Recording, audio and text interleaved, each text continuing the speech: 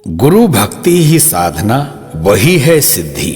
गुरु गीता की मंत्र यात्रा में आध्यात्मिक साधना की प्रक्रियाएं और तत्व ज्ञान दोनों पिरोए हैं। जो आध्यात्मिक प्रक्रियाओं को श्रद्धा और समर्पित भाव से संपन्न करते हैं, उन्हीं तत्वों को तत्व ज्ञान की अनुभूति होती है। जिनमें आध्यात्मिक प्रक्रियाओं के प्रति रुचि नहीं है, उनके लिए सच्ची अभिप्सा नहीं है, वे तत्व ज्ञान की अनुभूति नहीं कर पाते। तत्व ज्ञान के ग्रंथ, शब्द उनके लिए बौद्धिक विचार, तर्कजाल और वाणी विलास का विषय बनकर रह जाते हैं।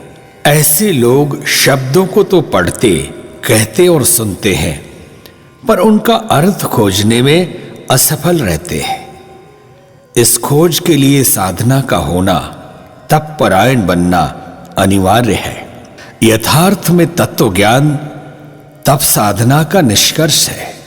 इसे कठिन साधनाओं को करने वाले लोग ही प्राप्त करते हैं और उन्हीं में इसके समझने की सही योग्यता विकसित होती है। पूर्वोक्त मंत्र में भगवान सदाशिव ने शिष्यों को सावधान किया है कि कहीं इधर उधर भटको मत। गुरु ये 2 अक्षर स्वयं में महामंत्र है। ये महामंत्र अन्य सभी मंत्रों से श्रेष्ठतम और सर्वोत्तम है। सभी शास्त्र वचनों का मर्म यही है। अपने प्यारे सद्गुरु की सेवा में लीन शिष्य ही सच्चा सन्यासी है। गुरु से विमुख व्यक्ति तो कहीं कोई ठौर नहीं। परमात्म तत्व का बोध केवल सद्गुरु की कृपा से मिलता है। जिस तरह से दीप जलता है, उसी तरह से सद्गुरु शिष्य के अंतःकरण में ब्रह्म ज्ञान की ज्योति जला देते हैं। शिष्य का कर्तव्य है कि वो अपने सद्गुरु की कृपा की छांव में आत्म तत्व का चिंतन करे। ऐसा करते करते गुरुदेव द्वारा सिखाए मार्ग से स्वतः ही आत्मज्ञान हो जाएगा।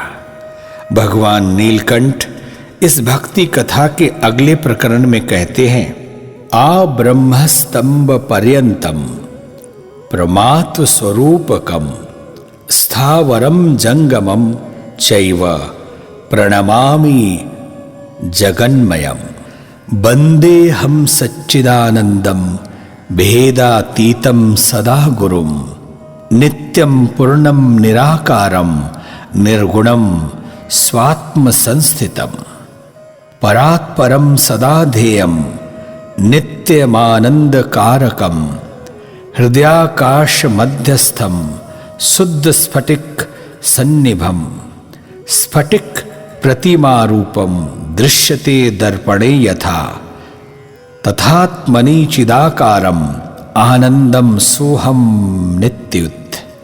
ब्रह्म से लेकर तिनके तक सभी जड़ चेतन परमात्मा का स्वरूप है और सद्गुरु परमात्मय है। इसलिए यह संपूर्ण जगत उन्हीं का रूप है।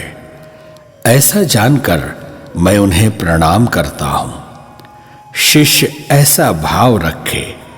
शिष्य को चाहिए कि वो सच्चिदानंद सभी भेद से परे गुरु तत्व को अनुभव करे और नित्य पूर्ण निराकार निर्गुण और आत्मस्थित गुरु तत्व की वंदना करे। श्री गुरुदेव आनंद प्रदायक नित्य एवं परात्पर है। उनके इसी शुद्ध स्फटिक स्वरूप का हृदय आकाश मध्य में ध्यान करना चाहिए।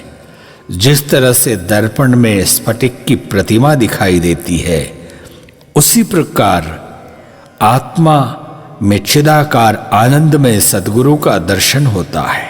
गुरु गीता के साधना प्रकरण में सद्गुरु ध्यान की अनेक विधियां बताई गई हैं। इनमें से प्रत्येक विधि का अपना महत्व है।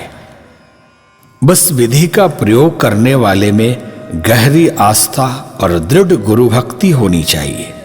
शिष्य को हर पल इस सत्य का ध्यान करना चाहिए कि सच्चे शिष्य और साधक के लिए गुरु भक्ति ही साधना है और यही सिद्धि है। जब कोई शिष्य इस सत्य को भूल जाता है तो उसकी साधना में भटकाव के दौर आते हैं।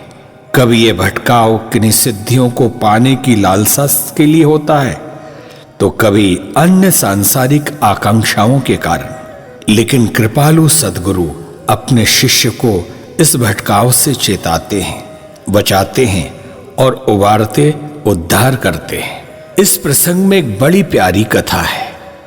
यह कथा उत्तर भारत के सुविख्यात संत बाबा नीम करोली और उनके विदेशी शिष्य रिचर्ड के बारे में है। इन रिचर्ड को बाबा ने अपने शिष्य के रूप में अपनाया था और नाम दिया था रामदास। इन रामदास में अपने गुरु के प्रति भक्ति तो थी, किंतु साथ कहीं सिद्धि शक्ति की आकांक्षा भी छुपी हुई थी। एक बार वह एक स्वामी के साथ दक्षिण भारत की यात्रा कर रहे थे। बातों ही बातों में उन्होंने अपनी सिद्धि शक्ति की चाहत के बारे में स्वामी जी को बताया। स्वामी जी ने उन्हें एक शक्तिशाली शिव मंत्र की दीक्षा दी और बताया कि इस मंत्र का जप करने से वो अपार संपत्ति और शक्ति का स्वामी हो जाएगा। रामदास को शक्ति लोभ तो था ही, सो लगातार कई हफ्ते तक मंत्र का जप करते रहे। इस मंत्र जप के प्रभाव से शरीर के बाहर होने और सूक्ष्म शरीर से भ्रमण करने की शक्ति मिल गई। बस फिर क्या था, रामदास का कौतुकी मन जाग उठा और सूक्ष्म शरीर से निकलकर भ्रमण करने लगा। इसमें उन्हें आनंद आने लगा। इस क्रम में उनकी यात्रा अन्य सूक्ष्म लोक लोकांतरों में भी होने लगी। एक बार जब वो अपनी इस प्रक्रिया के दौरान किसी अन्य लोक में पहुंचे तो वहां उन्हें अपने सद्गुरु बाबा नीम करोली जी दिखाई दिए। रामदास को अचरज हुआ और हर्ष भी। वे हर्षोन्माद में बाबा नीम करोली की ओर दौड़ पड़े। बाबा उस समय अपने तख्त पर एक कंबल ओढ़े बैठे थे। उनके आने पे उन्होंने कंबल से अपना मुंह ढक लिया और 3 बार ऐसी फूंक मारी जैसे कि कोई मोमबत्ती बुझा रहे हो। उनकी इस फूंक से रामदास को महसूस हुआ कि जैसे हर फूंक के साथ उनका शरीर फूलता जा रहा है, मानो उनकी किसी आंतरिक नली में हवा भरी जा रही हो। तीसरी बार की फूंक के बाद रामदास ने स्वयं को अपने स्थूल शरीर में पाया और वो अपने उसी स्थान पर थे जहां उनकी नियमित साधना हो रही थी। लेकिन इस समूची प्रक्रिया में एक अचरज घटित हुआ कि दक्षिण भारत की यात्रा में स्वामी जी ने उन्हें जो मंत्र दिया था उसकी शक्ति समाप्त हो गई। यही नहीं, उनके मन में उन मंत्र के जपने की इच्छा भी मर गई। इस तमाशे से उनके मन में थोड़ी उलझन भी पैदा हुई और वो इस उलझन को सुलझाने के लिए अपने गुरुदेव बाबा नीम करोली के पास गए।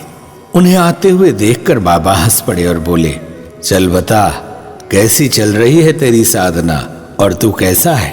उनके पूछने से कुछ ऐसा लग रहा था जैसे कुछ भी नहीं जानते। हालांकि रामदास को मालूम था कि अंतर्यामी गुरुदेव को सब कुछ ज्ञात है।